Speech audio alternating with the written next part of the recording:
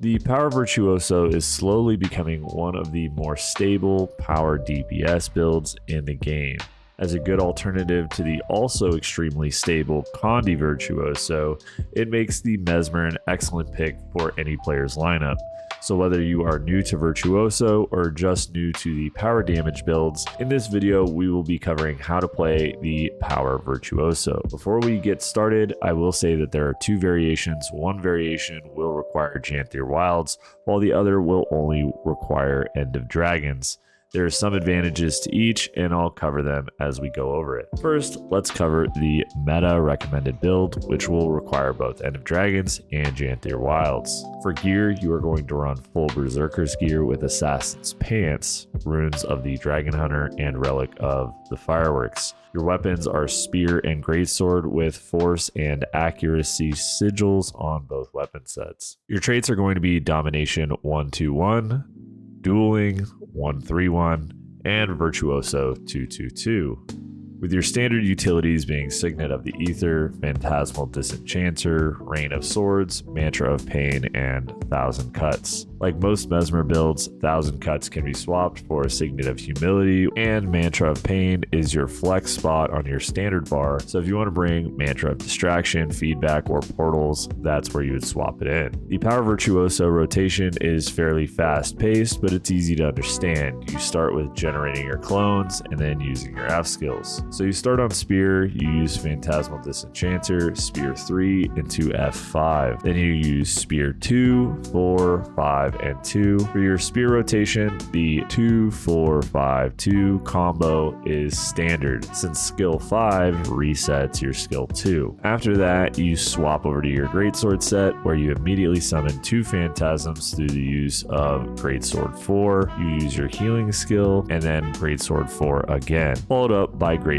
3 and Greatsword 2. As these skills go on cooldown, you will be using your F skills, prioritizing F1, F2, and F5 for damage, and using Phantasmal Disenchanter, Rain of Swords, Thousand Cuts, and Mantra of Pain as you can weave them into the rotation. To end the Greatsword loop, you finish off with another cast of Greatsword 4 and Greatsword 2 before swapping over to your Spear, using Spear 4, 2, and 3 alongside your F skills. There will be auto attack chains involved, but if you ever get lost in your rotation, remember the Spear 2, 4, 5, 2 skill combo, and always end your Spear loop with skill 2. The clarity buff that you get after landing skill 2 should last through your Greatsword loop, which is why you end with Mind the Gap, and when you return to Spear, you immediately use the clarity on the Phantasmal Lancer, which is skill 4. It sounds a little bit confusing, but it's all the same as it ever has been, with summoning phantasms for damage and generating your blades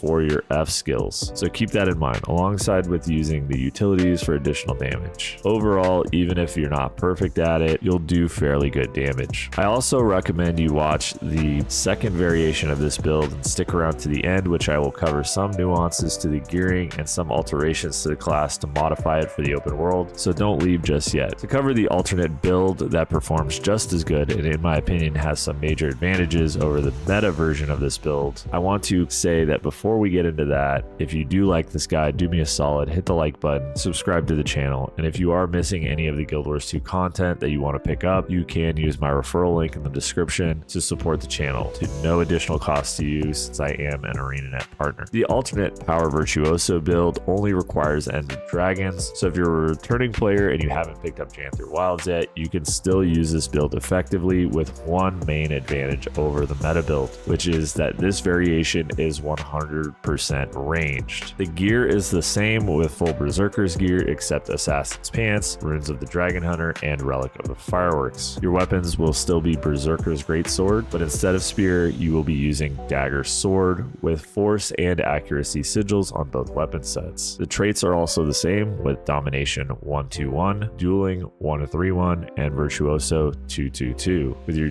utility skills being Signet of the Ether, Phantasmal Disenchanter, Rain of Swords, Swords, Mantra of Pain, and 1000 Cuts. Again, you use Mantra of Pain as your flex slot for any Mesmer utility, and 1000 Cuts can be swapped out for other utility as well. For your Dagger Sword and Greatsword variation, you're going to start your rotation on Dagger Sword. Your primary opener is Phantasmal Disenchanter, Dagger 3, Dagger 5, F5, and Dagger 2 before swapping over to Greatsword. On Greatsword, you will use Phantasmal Berserker, which is Greatsword 4, your heal skill into your utilities like 1000 Cuts or Power Spike, and then a second cast of Greatsword 4 after it's reset by your heal skill. You use Greatsword 3 and 2 into F1 and your damaging utilities, Rain of Swords, Phantasmal Disenchanter. You want to use F2 when you max out your blades before generating more with Mirror Blade, which is Greatsword 2. Always use Power Spike when you hit 2 charges and end the Greatsword loop with a second cast of Phantasmal Berserker, which is Greatsword 4, and Mirror Blade, which is Greatsword 2. For the Dagger Sword loop, you always want to lead with Phantasmal Swordsman, which is your Sword 5, into Dagger 2 and Dagger 3. Following this, you auto attack, you use your F skills while using Power Spike and Dagger 2 as you can. You end your Dagger loop with another cast of Skill 2 and Skill 5 and F5 before using Dagger 3 and swapping back to Greatsword for the Greatsword 4 heal skill, and then Greatsword 4 combo. Now let's talk about some nuances with these builds. They both function similarly, but there are a number of damage modifiers that you will be maintaining through these rotations. And if you can upkeep those damage modifiers, then your damage will be good. But if you're missing damage or you feel like you're getting frustrated, maybe you are letting some of these modifiers fall off during your rotation. There are 3 damage modifiers that you are maintaining. You are maintaining Relic of the Firework, Deadly Blades, and Fencer's Finesse. Deadly Blades you get by activating Blade Songs, which are your F skills. Relic of the Firework gets maintained by Blade Songs, excluding F1, and Fencer's Finesse gets stacked up